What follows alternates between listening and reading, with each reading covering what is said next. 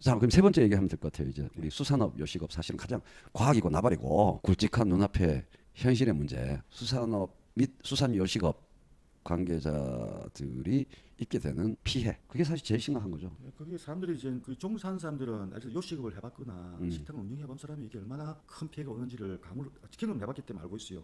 알고 있지만 대다수 사람들은 특히 정치인들은 뭐 장사를 해봤습니까? 뭐 고기 잡으러 가봤어요. 앉아가지고 사무실에 있는 사람들 또 서울에 있는 대부분 사람들은 생선에 대해서도 모르고 또 그 자영업자들의 그 고충 같은 것도 모릅니다. 모르기 때문에 그렇게 저 뉴스 같은 데 보니까 이런 게 나오더라고요. 일본 그 후쿠시마 방류수를 찬성해가지고 우리한테 이익되는 게 뭐죠? 묻더라고요. 이익되는 게 뭐죠? 예, 그러니까 자, 그런 질문이 많이 있죠. 이익되는 한 개도 없어요. 이익되는 무슨 이익이 돼요? 단 피해가 되는 게 굉장히 많다 이 말이죠. 자, 피해되는 건 딱 하나입니다. 수산업하고 그 관련된 수산업 종사자들이 1년을 버티기 힘들다 이 말이죠. 이 상태로 가면 피해액이. 또 심각한 문제는 대기업 이런 데는 규모가 있는 중소기업만 돼도 1년 정도는 버팁니다. 이렇게 오면은. 근데 지금 요래서 지금 수산물 소비를 안 하게 되면은 제일 밑바닥에 있는 사람들 금융 리스크까지. 예.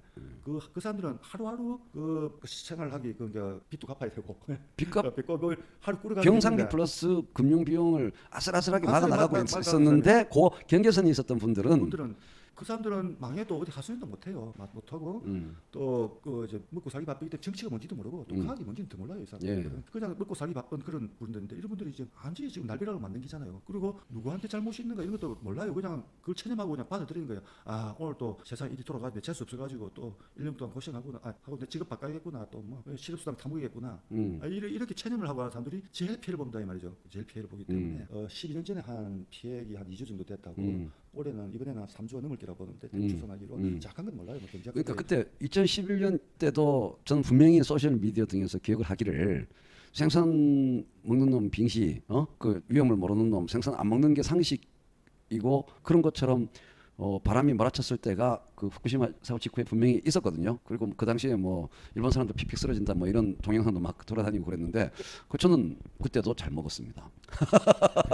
뭐 이런 분들도 있고 젊은 분들 있지만은 전체적으로 보면은 수산 안 먹게 돼 있어. 그냥 찜찜하잖아요. 뭐. 그래서 총괄적으로는 약 몇 조 원의 그 수산업 세일즈 매출 감소가 있었던 게 사실이고 그 100명 중에 몇 명이 평소 먹던 걸 안 먹으면은 그만큼 떨어지니까.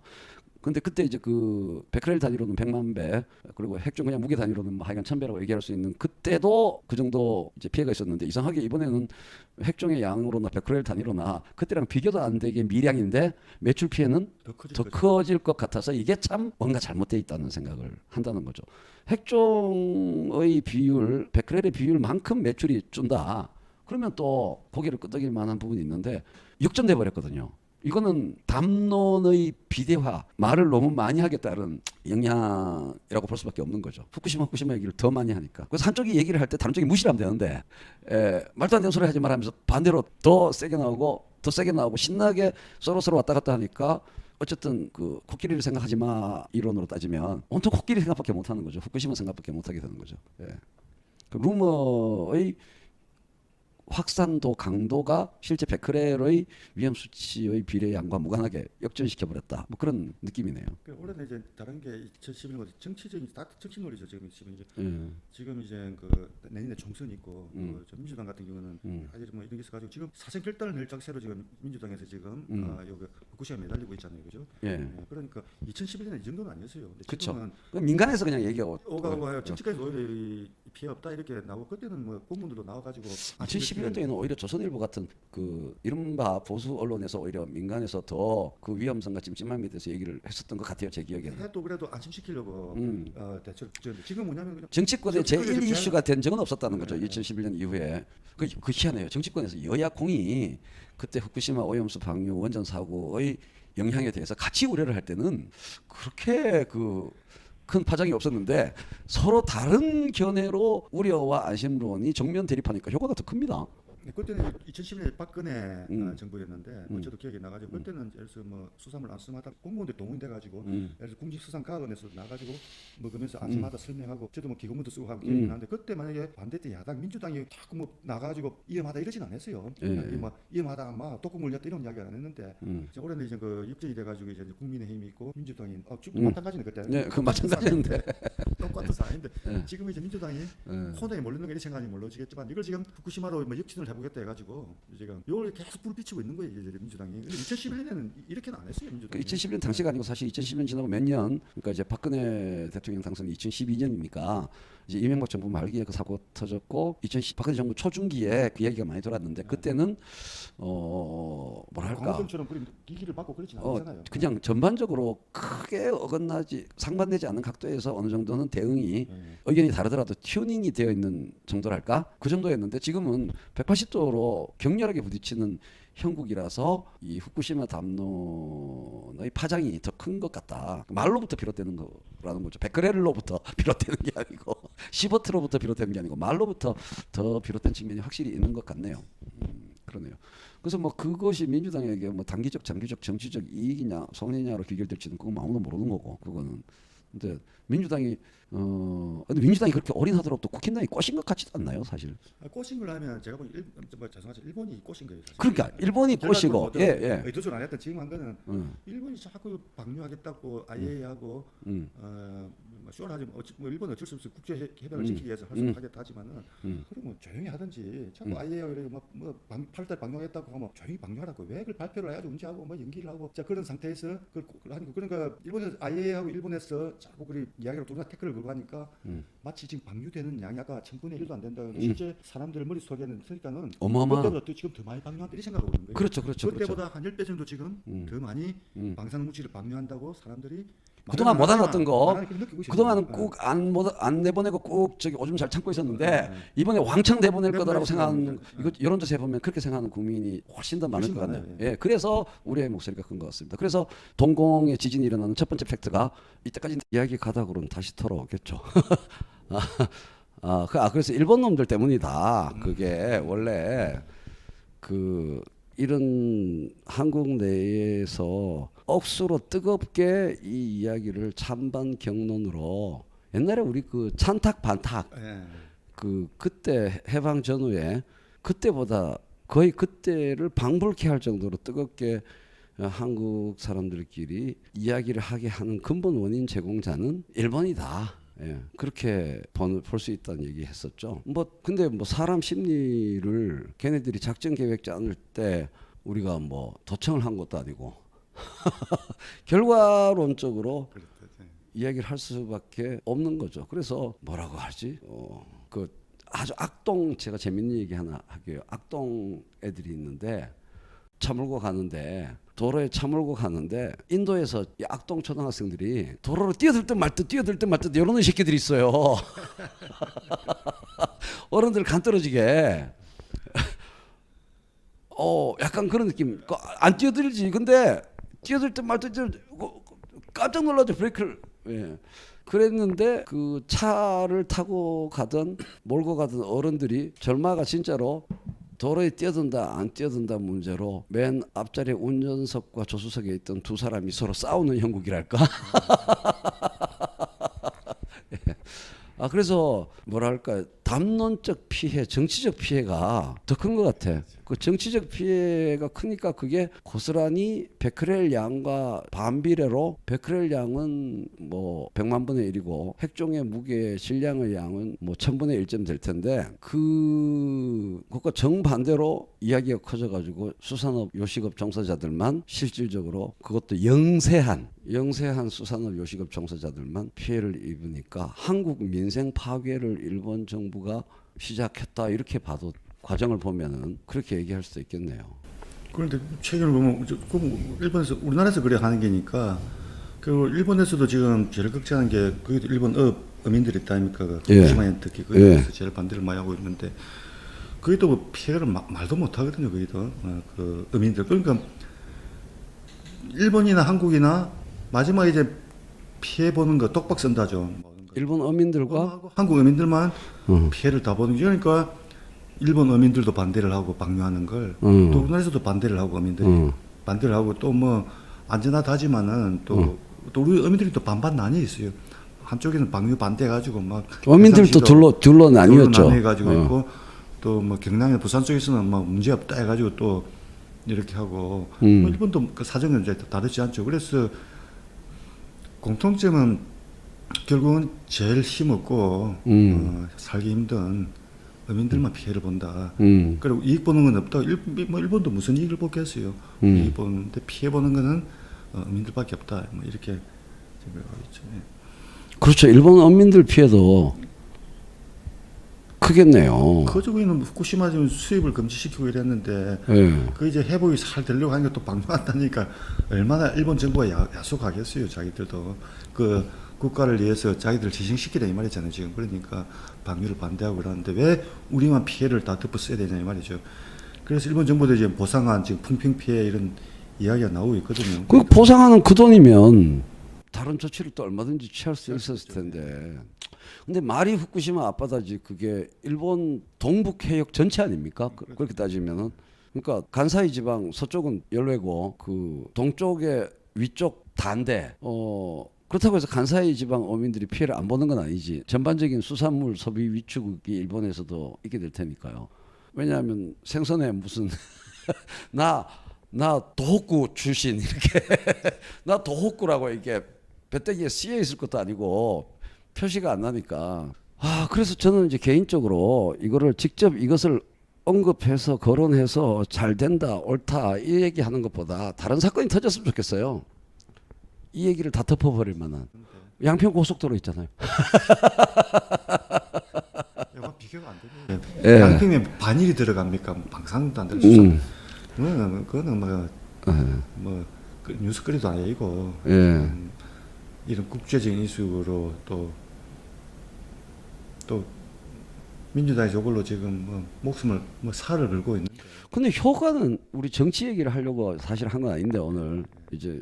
근데 이거 사실 정치 문제, 이거 과학적인 이런 문제가 아니고 지금 뭐 전 세계에서 제일 지금 난리치고 있는 나라 우리나라잖아요, 그죠? 예. 이게 무슨 과학적인 과학을 따라주면 우리나라는 제일 피해. 근데 집권 여당의 그 다른 나라에 대한 특히 국민들의 생명 건강 안전과 관련된 식품과 관련된 일이면서 다른 나라와 대외적인 관계가 된 일에서 야당이 그 큰일 날 일이다라고 비판을 할 때 보통은 집권 여당의 지지율이 굉장히 크게 흔들리거나 떨어지지 않아요? 지금까지는. 근데 이번에 그 후쿠시마 오염수 방류 문제가 불거졌을 때는 희한하게도 그게 우려된다고 하는 국민들은 막 70% 80%가 되는데, 그렇다면은 이제 집권 여당 지지율이 20%가 되고 그거를 일반 국민들의 심리와 똑같이 정서와 똑같이 강력하게 반대하는 야당의 지지율은 80%가 돼야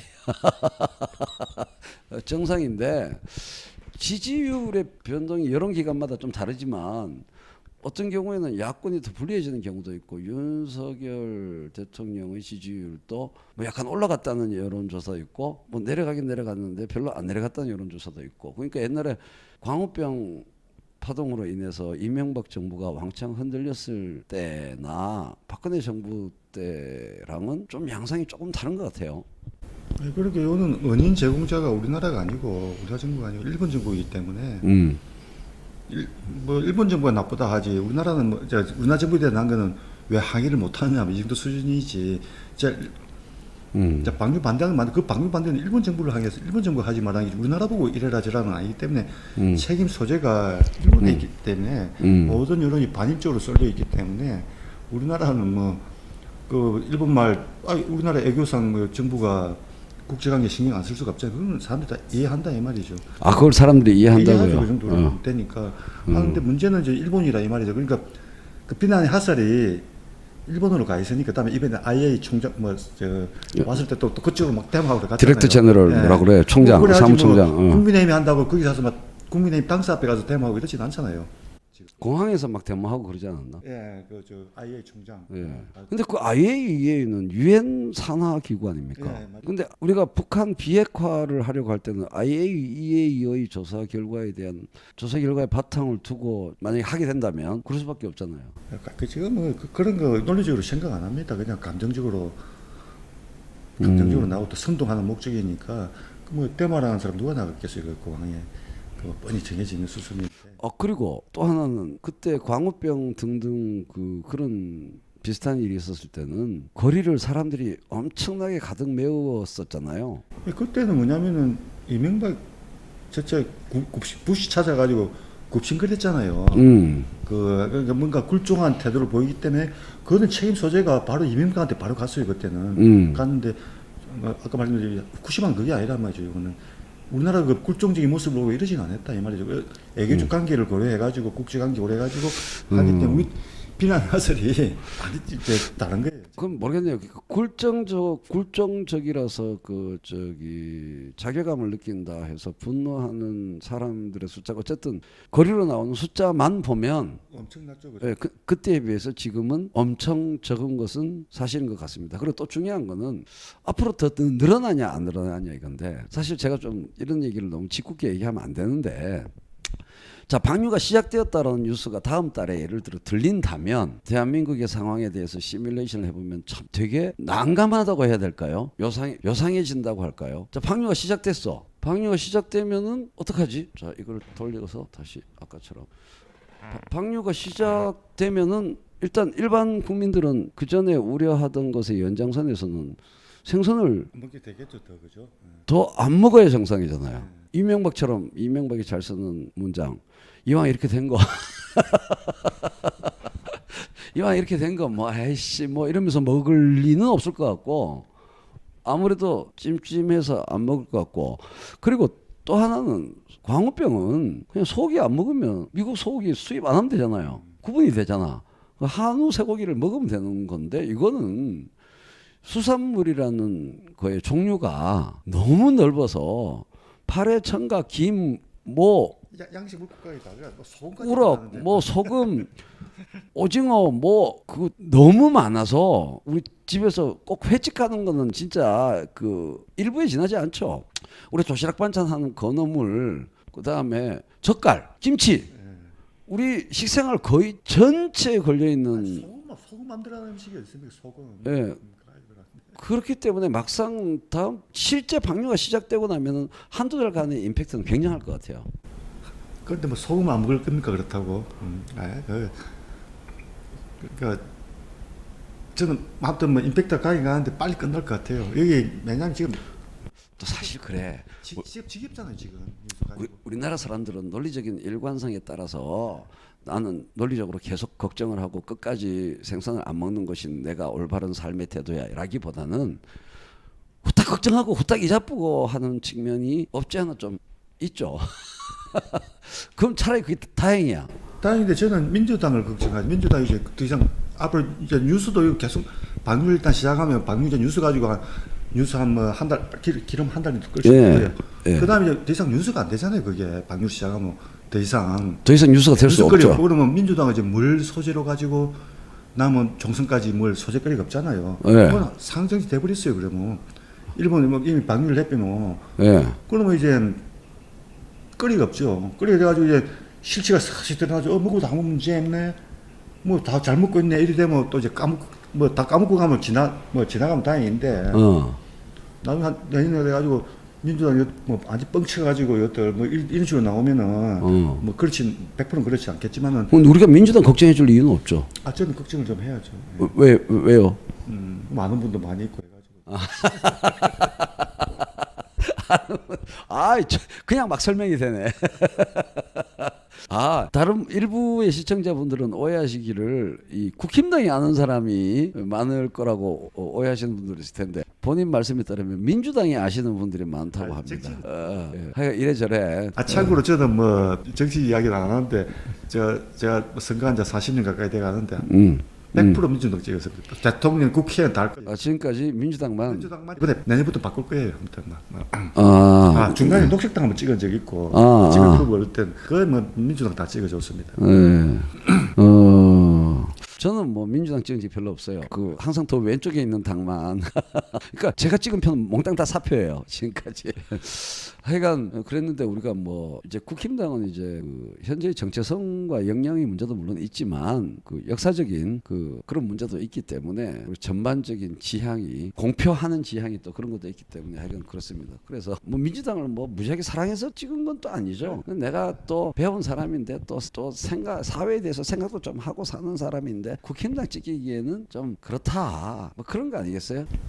그건 뭐 사람마다 다른데 근데 제가 이번에 뭐 하면서 저 국힘당 분들 만나 보니까 옛날로 달라졌더라. 옛날에 2년까지 쌓았는데 지금 제가 보니까 그 사람 이제 능력 같은 거 보는데 물론 민주당에도 뭐 능력이 있는 분이 많지만은 그 제가 생각에 옛날 국힘당 모습은 아니더라 이 말이죠. 그러니까 그래도 능력 위주로 굉장히 국회의원들도 똑똑하고 요즘 옛날과 달라요. 공부도 많이 하고 의정 활동도 많이 하고 그래가지고 그게 뭐 2년 대상가 2년 가지고 뭐 좌우 무슨 좌우도 나눠 둘 다 뭐 둘 다 우파입니다. 극우파 극우파 민족주의 극우파라는 거는 민주당은 좌파 아닙니다. 뭐 정확하게 용일해야지. 제가 조금 정확하면 극우파 민족주의입니다 지금은. 극우파는 아니지. 극우파죠. 왜냐하면은 자, 그 소수민족이나 성소수자를 그다음에 장애인 이런 거 그런 걸 챙겨주는 게 진보고 우리가 좌파라고 하는데 또 좌파의 특징은 뭐냐면은 과학을 존중합니다. 과학을.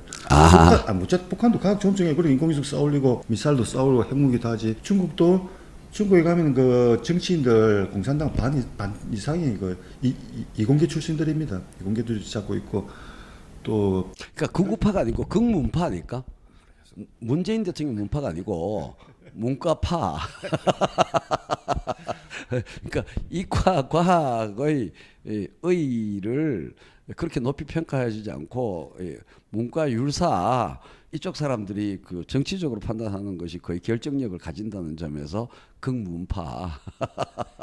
과학 무시하는 좌파는 전 세계에 없어요. 우리나라만 있지. 맞습니다. 그래서 정의당이 저는 그거 무슨 좌파예요, 그건. 정의당이 민주당이야 그렇다 치고 정의당이 정말로 당황스러운 모습이라고 생각을 해요. 정체성이 없는 거죠, 지금. 예. 정체성이 없어요. 그러니까 이게 그때 정의당 이름 지을 때 그 황지우 시인 아시죠? 예, 들어는 없는 그 황지우 시인이 원래 이름이 황재우예요. 근데 문단에 톡탁톡탁 치다가 오타가 난 거야. 황재우가 아니고 황지우로. 그렇게 선고가 됐는데 이제 당선도 됐는데 그렇게 보면 멋있는 거예요. 그래서 이제 이후로 필명이 황지우로 굳어졌거든요. 그 원래 정의당 이렇게 쓰려고 했는데 선거관리위원회 우리는 다 정의다. 사람 사이 정의다. 정의당 이렇게 하려고 그랬는데 오타가 정의당이 된 거야. 그래서 내세우는 것과 다르게 정체성이 종잡을 수 없는 게 아닌가 썰렁한 개그였습니다. 정의당 정말 정체성이 그 자기들이 누구이고 무엇을 해야 될 것인가에 대해서 어쨌든 정의당이 스스로를 진보 정당이라고 표방해 왔고 그 진보 정당이란 언제나 과학과 발걸음을 같이 한다라는 것 혹은 뭐 자연과학적 실력의 문제가 아니고 사태에 대한 과학적 태도의 문제잖아요. 과학적 방법 없는 과학적 태도의 문제. 그게 이렇게 되게 자세론인 것 같아요. 자세론. 그래서 녹색당도 마찬가지입니다. 녹색당은 그린피스하고 비슷하니까 그린피스도 좀 비과학적인 그런 게잖아요, 그죠? 그러니까 어떻게 바다에 버리는 행위는 이제 그 사람들은 한국 바다에 미치는 영향이 나쁘다 이런 얘기는 안 하고 그 바다에 버리는 것 자체가 인류적 차원에서 용인되어질 수 없다. 이 보고서에 대한 그 꼼꼼한 꼼꼼한 문제제기 내가 지금 좋게 말한 거고 끝없이 그 의혹이 완전히 없는 보고서에 자기 녹색당에서 요구하는 기준에 못 미치는 이야기들을 못 미친다라는 이야기를 계속 나열하는 식으로 사실 좀 애들 같은 그런 정의당 녹색당 논평을 보니까 그렇더라고요. 근데 녹색당 당대표가 제 친구인데. 저는 나는 녹색당 찍었는데. 네. 이번에 아직 마음을 바꿨어요.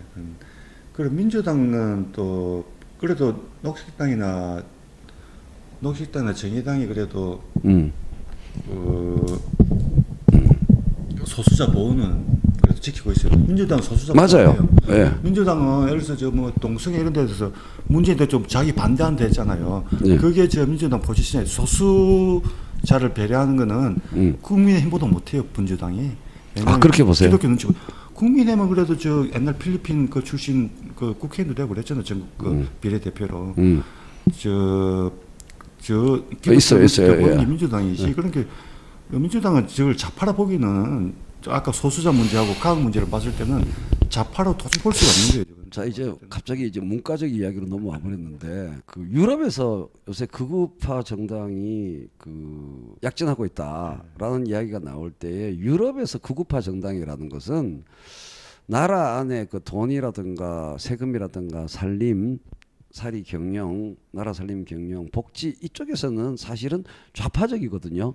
그 유럽에서 극우 정당이라고 불리는 정당들이 그러니까 히틀러에 가까운 거죠. 히틀러도 이제 그 나ціонал로 소셜리스무스에서 이제 사회주의적이었으니까. 근데 그들이 극우라고 불리는 이유는 제노포비아 그 민족주의. 예, 그 배타적 민족주의와 타 인종에 대한 다른 이주 노동자, 이민자, 다른 민족에 대한 배타성을 중점적으로 내세우는 그래서 유럽에서 이제 좀 못 사는 사람들의 불만을 그런 쪽으로 끌어모았기 때문에 그러니까 쉽게 말하면 외국인 다 내쫓아 버리고 우리끼리 저기 복지 잘하자, 우리끼리 잘 먹고 잘 살자라는 단순 소박한 이론으로 다가서기 때문에 유럽에서 극우 정당이 이제 많이 약진하고 있는 거고 우리나라에서 이제 그 극좌냐 극우냐 좌냐 우냐 얘기할 때는 그런 기준으로 얘기 안 하고 막 혼재돼 있죠. 그 좌냐 우냐 하는 게. 근데 어쨌든 전체적으로 보면 민주당이 특별히 그 소수자나 그 외국인에 대해서 뭐 하여간 등등 그 국힘당에 비해서 특별히 더 나은 진보성을 가지고 있다거나 찾아보기 힘들죠. 예. 혹은 과학에 대한 신뢰, 과학에 의존하려는 태도, 과학에 근거하려는 태도, 과학적 태도 자체에서도 특별히 국힘당보다 더 진보적인 것 같지 않고 비슷비슷한 제가 보기엔 비슷비슷합니다. 근데 이제 국힘당은 옛날에 비해서는 많이 이제 진보된 거죠. 국힘당의 과거와 국힘당의 현재를 비교해 보자면 많이 진보된 거라고 볼 수 있죠. 민주당하고 비교는 솔직히 잘 모르겠어요. 그 왜 유명한 아주 어려운 전문 과학 용어 있지 않습니까? 도킹 개낀이라고. 예. 그래서 주로 민주당, 국힘당을 쭉 안 찍어 온 이제 두 사람의 이야기였습니다. 근데 이제 저는 후쿠시마 그 자체 얘기는 교수님 말씀하신 대로 되게 간단하고 사실 그죠? 중학교 2학년 정도에 네, 한번 다 설명이 되는 기고. 상식 판단이면은 제가 막 방송을 하다가 막 오버해가지고 베크렐 도출 공식 그 저기 자연 로그 뭐 이런 데까지 갔는데 그런 거 전혀 필요 없고 고등학교 교과까지 필요 없고 중학교 정도의 유리식 비례 관계에 대한 판단만 있으면 그 분자 원자 배우니까 이제 되는 문제고 오히려 뭐랄까요 그 한국과 한국인의 21세기 현재 모습의 자화상 우리 사회 우리 한국인들의 이모저모를 한번 돌아볼 수 있는 그런 기회인 것 같기도 해요. 네, 그렇죠. 여기 뭐 사실 과학 문제로 들어가면 굉장히 제가 요번 저 특히 문과 출신 분들한테 이거 저 중학생 수준 다 이해할 수 있는 문제다 과학적으로. 그럼 뭐 하려는 분도 있어요. 내가 중학생보다 못하냐 이러면서 야 그래도 내 대학 나오고 방사능 하면은 그래도 막 그 뭐 양성자니 중성자니 아주 심오한 뭐 어려운 그런 걸 알아야 되지 않느냐 뭐 그걸 왜 중학생도 알 수 있는 문제냐 하는데 근데 그 중학교 교과 과정인데 사실 뭐 있습니까? 그까지 모르겠고 아니 저 은정당 예를 들어서 뭐 저 한 달 됐네 저 경남 민주당에서 그 이제 후쿠시마 방류하면 직격탄을 받을 곳이 우리나라 남해인데 그래서 그 사람들은 후쿠시마 어딘지 몰라요. 저 아마 저 서쪽 그 서쪽이 동쪽이 아니고 일본 서쪽에 있어 가지고 아마 저 대마도 후쿠오카에 쯤에 있는지 생각하면 후쿠오카 그쪽에 있는 그러니까 다 거기 하면 직접 반대 생각 그러니까 동경이 어디 있는지도 모르고 또 어찌번데도 말씀하신 것 같더라고 지도도 한번 안 보고 이야기를 하는 그게는 유치원생 수준 이야기잖아요 그거 그분들 머릿속에는 다는 아니지만 이렇게 생각하는 사람도 있어요. 남해가 직격탄을 받는다라는 말 속에 후쿠시마는 후쿠오카 발언도 비슷하잖아. 그쪽에 있고 쿠로시오 해류라 하는 거는 이 고사이를 우리나라 현해탄을 가로지르는 해류가 쿠로시오 해류가 아닌가 머릿속에 대충 그렇게 정리되어 있는 분들도 없지는 않습니다. 상당히 많아요. 왜냐하면 제가 쿠로시오 해류 하면은 이 방사능 때문에 산 처음 들어봤을 거예요. 언제 쿠로시라는 해를 들으면 그것도 중학교 교과가 쿠시고 안 나옵니까 요즘? 예. 그 학생 공부합니까? 저 중학교 때 공부 잘했어요. 근데 그거 뭐 시험에 나오도 않는데 그거 뭐 공부하고 하겠어요? 예. 그 시험 중요한 문제예요. 그랬습니까? 근데 시험 끝나고 나서 다 까먹어서 문제인데. 그러니까 네, 여러분 새로운 세션이 시작되었습니다. 라이브 스트림 송출 기계가 3차원의 열을 받아서 첫 번째 충전 중의 과열, 두 번째 라이브 송출에 따른 과열, 그리고 세 번째 우리 담론의 뜨거움에 따른 과열, 이 3중의 과열 때문에 다운이 됐는데요. 어쨌든 근데 이제 그걸 모른다고 해서 탓할 수 없는 거 아니겠어요? 예, 그렇죠. 예. 그걸 모른다고 해서 탓을 어느 나라나 뭐 미국 사람들한테 저기 아프리카라는 대륙이 어디 있냐라고 물으면 텍사스 이쪽에 찌르는 사람이 어느 나라나 다 비슷하고요. 예, 문제는 그게 아니고 그 후쿠시마가 사실 여기 있고 해류가 이렇게 되고 이렇게 알려줬는데 화를 내는 분들, 왜 나의 그 기존 믿음에 네가 뭔데 균열을 일으키려 하느냐 하면서 기분 나빠하시는 분들이 안 그랬으면 좋겠다는 거죠. 그게 사실 그냥 지구가 태양 주위를 도는 거랑 똑같은 문제인데 그 때문에 화를 내면 그건 너무 이제 정치인들만 정치적인 게 아니라 이제 그 일반 국민들도 정치적으로 어떤 건을 소화하는 경우가 너무 많죠. 이제 IAEA에 대한 입장을 보더라도 그 사실 IAEA 보고서가 나오면은 그거에 신뢰해서 믿고 하겠다라고 밝혔던 게 문재인 정부 당시에 민주당의 뭐 강경화 장관이라든가 또 정호용 실장 등등 그랬었잖아요. 그러니까 뭐 정치적으로 각종의 이슈를 소화하는 경향이 좀 너무 강한 통에 정치에 대한 별 관심이 없는 영세 수산업 어민 요식업 종사자들만 피를 본다. 그래서 모쪼록 다음번에 저희 스튜디오에 무트로 한번 오셔가지고 더 재미난, 사실은 정 교수님하고 후쿠시마 얘기 원래 제가 제주도 오려고 했었거든요. 근데 후쿠시마 얘기하러 올라온 게 아니고 인간 정석근 그는 누구인가. 그래서 정석근 교수님의 살아오신 이야기와 세상만사에 대한 여러 가지, 우리 방송이 원래 세상만사에 대해서 얘기하는 거니까 이렇게 하려고 했었는데 이제 후쿠시마 때문에 후쿠시마 얘기를 많이 하게 된 것일 뿐입니다. 여러분 어떠셨어요? 오늘 정석근 교수님과 여러 가지 이야기를 듣다 보니 재밌었습니까? 좀 기다려 보겠습니다. 혼자 맨날 저 혼자 방송하는 것보다도 또 제 노래 듣는 것보다도 이제 이 멀리 제주도까지 와서 진 교수님하고 이렇게 두런두런, 그리고 그 이야기가 이제 너무 미시적인 뭐 100크렐이네 10워트네 몇 그램이네 이런 이야기에 머물지 않고 정치 심리 뭐 여러 가지 이야기, 그리고 중간에 사실 저는 개인적으로 아까 말한 본질주의 무지하게 얘기하고 싶어요. 이건 이제 사실 철학의 영역에 속하는 건데 그 플라톤 이래의 이제 본질주의와 반대쪽 극단에는 뭐라고 얘기해야 될까요? 반대쪽 극단에는 사실 극단이라는 게 실존주의, 실존도 뭐그 명목론 그 뭐랍니까?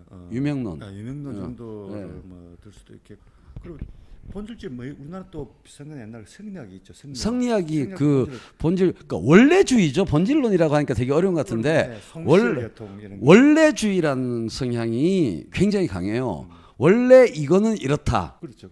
원래 이거는 이렇고 원래 이거가 아닌 일은 있을 수 없다. 원래는 이거는 이거야 한다. 이게 굉장히 강한 원래주의가 본질주의라고 하는 건데요. 그건 어디서부터 무너지느냐? 이 동일률 배중률이라고도 하는데 A라는 동위원소가요, 반감기를 지나면 다른 원소가 되잖아요. 그러니까 원래 그런 건 없는 거야. 그 얘기만 보더라도 우리가 초등학교 수준의 상식에서는 A는 A고 B는 B다는 우주가 두 쪽이 나도 진리라고 수학적으로 생각하는 거죠. 그거는 아주 낮은 단계에 A는 A고 B는 B고, 그러니까 A는 not A가 아니다 뭐 이런. 근데 경험 과학, 실제 과학, 물리학의 세계로 들어가면 세슘이 바륨으로 바뀌는데 어떡할 거야? 어떡할 거야? 물질이 다른 물질이 되어버리는데, 그러니까 원래 그런 건 없다는 거죠. 그리고 특정 시점을 잘라보더라도 맥락이란 걸 빼버리는 거잖아요. 그죠? 그러니까 독은 독이고 약은 약이야.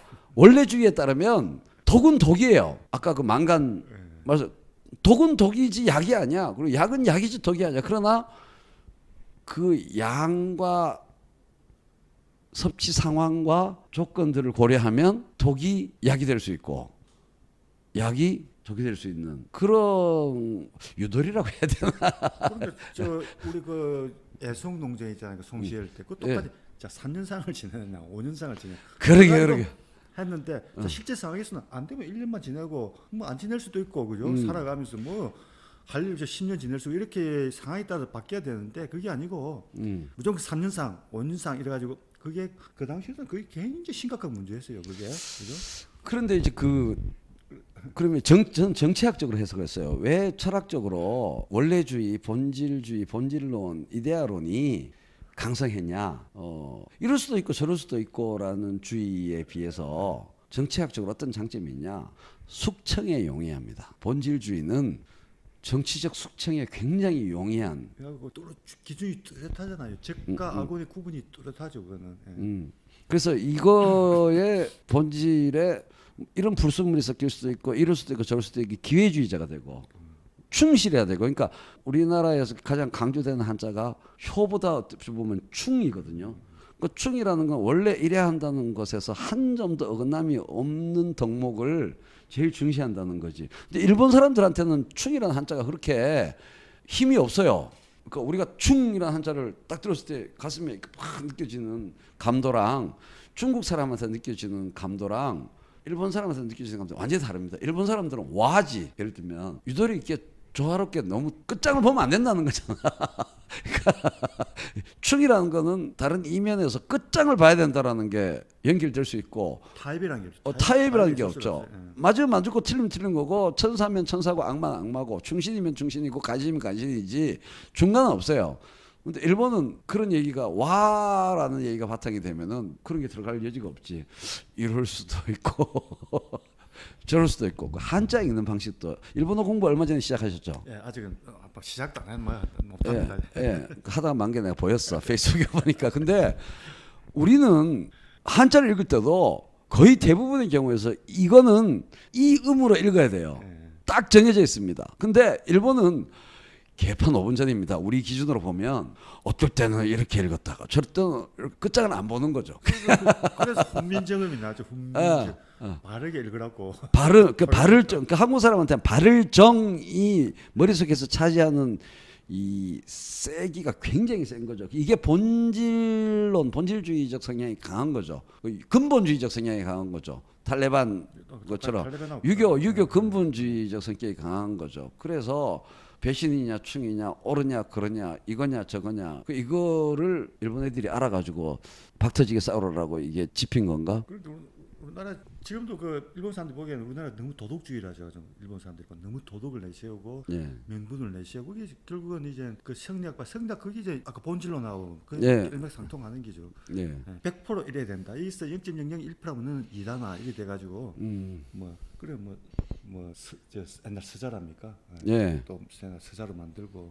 그러니까 이제 어차피 두루두루 이런저런 일을 겪고 불순물이 섞일 수 있고라는 현실은 그런 걸 언급하면 벌써 이게 기회주의자야 애가. 사쿠라야. 섭하게 외워야 됩니다. 그럼. 참. 그래서 앞으로는 육지에 저희 스튜디오에 한번 오셔가지고 이런 과학 철학적이거나 사실 열린 사회와 그 적들이라는 책의 처음부터 끝까지에 대해서도 한번 쭉 얘기를 그 책 제목만 유명해요. 그 책이 실제로 이제 완독을 한 사람이 그렇게 많지는 않습니다. 근데 그렇게 이제 정 교수님하고 그런 얘기까지 꼭 뭐 수산업 뭐 이런 얘기가 아니더라도 두루두루 훌륭하신 유튜버입니다. 제가 보기에 그 해양과학자이시기 이전에 아주 컨텐츠가 프레시하고 생생한 유튜버이시기 때문에 합방을 다음번에도 이제 다른 기회에 함께 하면 좋을 것 같습니다. 오늘 이 정도로 인사를 하고 다음 방송에서 참 제일 중요한 걸 제가 이래서 방송인의 자질이 문제. 자 여러분 나온 지 1년 다 돼가네요. 되짚어본 되짚어도 있습니다. 지금 글자가 좌우로 뒤집혀 있는데 그럼 나중에 보면 되고. 아니 상관없어요. 책 제목이 되짚어보는이기 때문에 되짚어본 대자는 뒤집어 놨습니다. 네, 여기 실제로 대자가 되짚혀 있어요.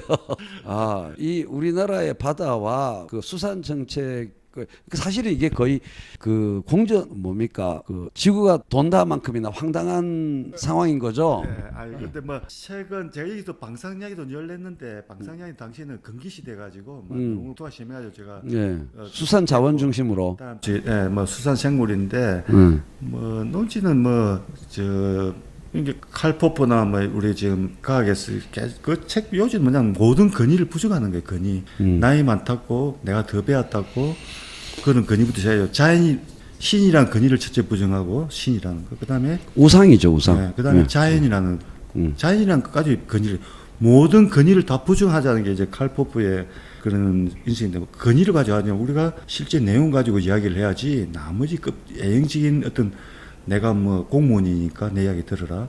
내가 왕이니까 내 이야기 들으라. 아니면 내가 아버지니까 내 이야기 들으라. 이런 모든 근위를 이젠 부정하는 게 과학 중에서 그게 이제 칼포프의 이제 그 핵심이죠. 제가 보기에는 보이는데 제 책도 이제 뭐 별건 아니고 기존의 그 근위를 다 깨부수고 나서 한번 사실만 가지고 한번 우리가 한번 살펴보자 이래가지고 책을 냈는데 저는 뭐 당연한 이야기인 줄 알았다만 이제 충격 그들에게는 엄청난 충격. 처음에는 이렇게 충격을 받더라고요. 이런 이야기를 하나 해가지고 그러니까 그동안 이야기를 하고 싶었는데 혹시 또 근위에 특히 어민들은 그 여기서 뭐 과학자들 수산학자라는 사람 학자라는 사람들이 한마디가 공무원들이 뭐 보호해야 된다 이런 말하니까 이건 아닌 것 같은데도 근위에 눌려가지고 말을 못하다가 제가 그게 아니다 근위 한번 깨고 한번 보자 이래 하니까 사실 이 책은 어민들이 제일 많이 썼죠. 저 학자들은 별로 안 써보고 막 비판만 하더라고 읽어보도 않고 하는데 현장에 계신 어민들은 줄을 껴가면서 요 인쇄 몇 가지고 요걸 왜냐면 공무원들하고 같이 싸야 되니까. 하나의 미신과 이데올로기인데 이게 우리나라 초등학생부터 어른들까지 다 믿고 있는 게 수산자원 보호론 아닙니까? 그렇죠. 그게 무슨 갇힌 개 어항의 그 자원인 것처럼 수산자원 보호를 해야 올바른 사람이다, 바른 거다라는 생각을 초등학생도 각종 소년 잡지에서 그 담론이 있지 않습니까? 그리고 그 어른들도 그리고 근데 공무원까지 그렇게 공무원들 모르니까 한자들 말 듣는 기죠. 연구자들이란 말 들을 수밖에 없고. 그래 저는 아무튼 이번에 후쿠시마 방사 물론 한참 불행한 일이지만 우리 어업인들한테 근데 이게 우리나라 사회를 자연과학부터 시작해가지고 아까 정치 뭐 문화 철학까지 다 또 일본과의 그 국제관계부터 해가지고 한번 다 되짚어보는 진짜 다 막나 해보는 거. 그래가지고 우리나라의 그 부끄러운 모습들이 아니 이 사람 멀쩡한 사람이잖아요. 저는 후쿠시마 방사능 보고 이 사람 판별하는 걸 이때 이 사람이 저런 사람이었구나. 사실 저도 그렇게 쓰고 있어요 지금. 완전 판별이 다 되는 거예요. 내가 갑자기 안 보였던 게 다 보이는 거예요. 대단한 역사학자로 알고 있던 사람이 말씀하신 걸 보고 제가 피식 웃으면서 저것밖에 안 됐구나. 우리가 봤던 그 근위 허상 있죠. 그걸 후쿠시마에 하면 싹 다 깨주는 거예요. 저렇게 훌륭한 거룩한 그레이트한 지성과 신뢰와 권위로 보였던 사람이 저렇게 참 허망한 분이었구나라는 거를 여러 케이스에서 제가 그분 들으면 기분 나빠하고 또 막 제가 이름은 뭐 얘기할 필요가 없고 하여간 그냥 그렇구나 이제 깨닫게 되는 거죠. 그래서 다시 한번 과학에 대해서 많은 생각을 하게. 우리는 기술의 도입은 전국가적으로 지난 70년 동안 했지만 과학은 도입되는 기술을 이해하기 위한 수단이지 근본적으로 그 삶의 태도와 정책의 수립 과정에서 과학적 이해한다라는 명제는 별 큰 의미를 안 가져왔던 것 같아요. 그리고 과학 철학이라는 자체를 아직 유럽에서는 그 치열한 논쟁 끝에 과학 철학이 나왔는데 그렇죠. 우리나라는 그냥 논쟁도 안 거치고 그대로 직수입했는데 그것마저도 제대로 읽어본 사람이 있기 때문에 지금 제가 대학 교수나 연구자 이런 사람들 쓰는 용어들을 보면은 저렇게 과학 철학에 대해서 모르나 그런 걸 말을 하거든요. 왜냐하면 제일 많이 쓰는 게 요즘도 보면 과학의 핵심은 증명이다. 기원과학에서는 증명이라는 게 있을 수가 없는데 그걸 증명한다 이런 말을 쓰더라고요. 자, 증명이라는 거는 프루프하면은 수학에서 쓰는 게지. 그렇죠. 기원과학에서는 있을 수 없는 이야기인데 반증은 있죠. 벨리피케이션 반증은 있지만은 뭘 증명한다 이런 건 없을 수 있는데 그런 용어부터 시작해가지고 그래서 과학이 뭔지 또 과학 논쟁이 뭔지 이런 것에 대한 그 교육이 아예 안 돼 있고 그걸 많은 분들도 있지만은 그걸 실제 대학에서 제대로 토론을 통해서 가르쳤느냐. 그래서 우리나라 이게 굉장히 부족하거든요. 그러니까 지금 이 후쿠시마에 일어나면서 내가 뭐 반증이 어떻게 반박을 하고 어떻게 봐야 되는 훈련이 전혀 안 돼 있는 거예요. 그러니까 이제 할 줄 아는 기준은 감정적으로 또 반일 이런 거 이제 이런 거에 대해서는 익숙한데 진짜 과학적으로 우리가 이성인데 이게 뭐 일단 우리나라 사람들 이성적으로 난도 싫어해요. 이 사람은 너무 좀 냉혹하다 이렇게 보는 거예요. 냉혹한 것도 있지만 저 새끼가 저 말 뺀질하게 말만 잘하고 저 뭐 저 그 뜨거운 가슴이 없고 저 진실을 호도하는 말재주만 졸라 세고 뭐 이렇게 보는 게 그런 게 많죠. 그렇죠. 제가 그런 얘기 많이 들어갔고요.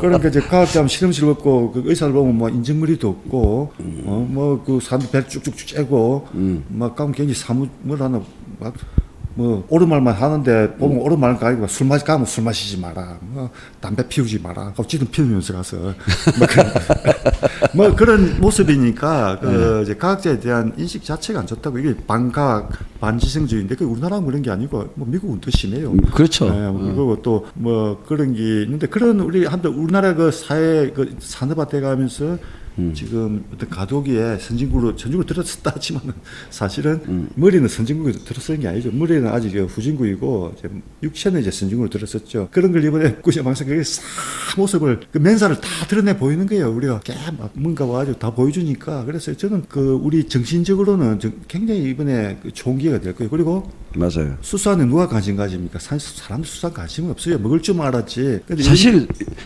저기 정석근 교수님은 일본 정부에 감사해야 됩니다. 그거 없었으면 누가 그 정석근 교수님한테 그 해양 생명과학 그 저기 물어보고 뭐 그러겠습니까? 일본 사람들 독하냐면 제가 저 신문에 칼럼 쓰고 하는 게 수산 이름도 없는 언론이에요. 그걸 다 감시를 하고 있어요. 다 읽어보고 그래. 작년에 그 뭐 일본 영사가 찾아왔더라고요. 고맙다고. 네. 제가 한국 수산물만 안전한 게 아니고 일본 수산물도 안전하다 그래 글을 쓰니까. 그 일본 사람 놀라는 거예요. 한국에서 어떻게 저런 글을 쓸 수 있는 사람 있네. 제목이 제가 뭐 한국 일본 수산물 안심하고 먹어도 된다니까 일본에서 감히 생각을 못해. 일본은 굉장히 그 과학자들이 체제 수능직이기 때문에 전국 말을 잘 듣는다고요. 근데 저는 뭐 전국 말 신경 안 쓰고 국민 이런 신경 안 쓰고 그냥 했더만 되게 놀랐던가. 제가 뭐 외모를 보더라도 다른 사람 의견에 신경 쓰실 것 같지는 않아요. 그래서 제가 저 칭찬받으려고 아까 그 방송 제목을 잡을 때 후쿠시마 오염수 방류 문제에 대해서 정석근 교수와 이야기하다 이렇게 제목이 안 잡혀 있고 디테일하게 보시면 정석근 교수님의 평소의 생각을 잘 반영한 제목을 달았습니다. 후쿠시마 오염수 방류와 한일 수산물에 대해 이야기하다. 저 잘했죠. 사실 한국 수산물, 일본 수산물 다 안심하고 먹어도 됩니다. 그 반경 30km 바깥에 실제로 근데 우리는 후쿠시마 앞바다에서 잡힌 생선을 실제로는 많이 먹고 있죠. 대만산 그냥 이야기하면 끝이 없는데 꽁치 그 우리나라 뭐 저 꽁치 지금 대만산 꽁치 어디서 잡겠어요?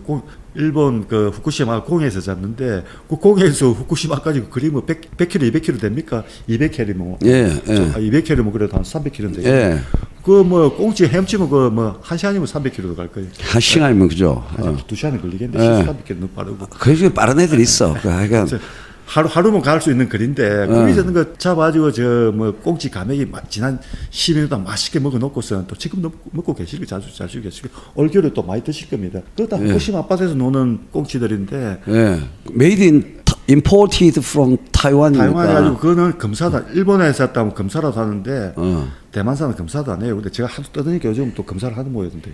그 이상하게 그런데 아무 문제 없어요. 아무 문제 없는데 진짜 방사능의 공포라는 걸 알고 나면 너무 허탈해가지고 야 뭐 이런 양 가지고 우리가 지금 막 떠버렸구나 허탈합니다. 다 보면 그 꽁치도 마찬가지고 아까 뭐 교수님 왜 그러세요? 방사능이라는 것은 그 양의 문제가 아니라 워낙 그 절대적인 위험성을 갖고 있고 이렇게 이제 그러니까 사실은 양은 특징은 뭐냐면 후쿠시마 오염수 방류에 대해서 크게 우려하시는 분들의 언어적 특징은 뭐냐면 숫자와 비례식을 얘기 안 합니다. 퀀터테이티브하게 말 안 합니다. 근데 퀄리테이티브 그러니까 질적으로 그러니까 있느냐 없느냐 앱솔루트 퀄리티 그러니까 절대적 질, 절대적 위험성. 방사능은 우주 전체를 막 집어삼킬 것 같아 내 생각에는. 단 절대 반지가처럼 0.01001g이라도 방사능이라는 것은 절대적 위험성을 가진 특질을 갖고 있다. 그래서 이것은 꺼진 불도 다시 보자 이론이거든요. 그 옛날에 그 고영수인가 개그맨이 정부 실체에 적극 협조하기 위해서 포스터에 꺼진 불도 다시 보자 해서 성냥불이 딱 꺼졌는데 봤어요. 그 집에 가려고 하다가 꺼진 불 다시 보자 해서 봤어. 무한히 꺼진 불 다시 봐야 되니까. 그래서 너무 극단적인 특질의 절대화를 하는 바람에 사실은 이 방류 이론의 제일 문제, 방류 위험성론의 제일 문제는 졸지에 한국 바다가 일본 바다 돼버린다는 겁니다. 그렇잖아요. 졸지에 한국 바다가 일본 바다만큼 위험한 바다가 돼버려요. 방류가 시작돼 버리고 나면 다르다고 말할 근거가 사라져요. 너무 위험하다고 말했기 때문에 일본 앞바다는 조금 위험할지 몰라도 한국 바다는 안전하다고 말을 할 수가 없게 돼요. 이때까지 한 얘기랑 다 반대가 돼버리기 때문에 한국 바다나 일본 바다는 똑같은 바다가 돼버린 거야. 이런 것이 매국노 아니야 사실? 한국 바다를 일본 바다로 만들어 버리다니. 우리 정 교수님은 반대죠. 한국 바다나 일본 바다나 다 안전하다. 그렇게 우리 하지 않아도 된다. 이렇게 얘기되는 거고. 중간에는 일본 바다는 좀 찜찜할지 몰라도 한국 바다는 안전하다. 이렇게 얘기하는 사람도 별로 없죠. 그냥 똑같아. 너무너무 위험하기 때문에. 너무너무 위험하기 때문에 똑같아져 버리는 거죠. 그래서 냉정하게 말하면 한국 수산물의 대유럽 대미 수출의 근거가 박약해지는 겁니다. 서구에 가면 뉴질랜드나 요새 그 미국이나 유럽 그 아이들이 스낵으로 잘 먹는 게 한국 김이거든요. 근데 그 우리 후쿠시마 오염수 방류 절대 위험론을 연장시키면 그 사람들이 수입 금지해도 할 말이 없는 거예요. 그렇게 돼버리잖아요. 그러니까 여러 가지로 극단적으로 정확한 how much를 절대 얘기 안 해요. 무슨 일이 있든 간에 도대체 정확히 얼마인지 얼마에 비해서 얼마인지는 얘기를 하면서 위험성을 얘기해야지 디그리를 시민이 세슈민이 하는 그 물질 자체의 절대적인 위험성을 너무 강조하면 아무것도 못할 것 같아요. 하여간 이게 좀 몇 번 다시 샜는데 원래 돌아갔는데 이렇게 박학다식하시고 재미있으신 분이니까 다음 제이너 TV에서 꼭 만나 뵙기로 하고 또 중요한 얘기 이 돼지포본 수산학 교보문고 예스24 알라딘에서 보시면 재밌습니다. 바다와 수산업과 어업과 수산자원에 대해서 얼마나 미신이 그 정부가 돈 아껴야 잘 산다만큼이나 재정 건전성 미신만큼이나 어마어마한 어처구니 없는 미신이 있고요. 그다음에 정석근 교수님이 본인이 유튜브를 하고 계시지 않습니까? 그거는 뭐 별로 구독자는 없고 뭐. 그러니까 지금 구독자가 없다는 사실은 문제가 있는 겁니다. 관심이 없어요 수산 쪽에는. 관심이 없어도 일단 구독부터 하세요. 일단 구독자가 1000명은 넘어야 될 거 아니에요. 자, 정석 채널 이름이 어떻게 되죠? 그냥 돼지포 보는 수산학 치면 나옵니다. 그렇게 하니까 채널 이름이 안 됩니까? 예. 돼지퍼 보는을 할 때 밑에 피읍 피업이죠 피업. 그거 비읍으로 치면 못 찾잖아요. 아니 구글 나오면 그 맞춤부터 고쳐주면서 다 해요. 돼지퍼 보는 수산학 이렇게 유튜브에서 검색하셔서 구독, 좋아요, 알람 설정 꼭 부탁드립니다. 그래가지고 제가 이제 나중에는 오늘은 합동 방송을 못했는데 다음번에는 그 준비를 잘 해갖고 양쪽 채널에서 함께 이야기를 하고 이렇게 또 하다가 또 혹시 압니까 이런 과학 철학이나 이런 우리가 공감대를 이뤘던 이야기를 함께 할 수 있는 다른 또 유튜브 하시는 미모의 분하고 이렇게 또 세 명이 같이 더 재미있게 얘기를 해서 매불쇼를 이길지 후회합니까? 그래서 다음 생생하고 더 재미있는 만남을 시작하면서 오늘 각종 방송 사고에도 불구하고 3차례에 걸친 방송 함께 시청해 주신 우리 시청자 여러분들께 대단히 감사하다는 말씀 올립니다. 오늘 여기서 함께 인사드릴까요? 예, 인사하면 됩니까? 예.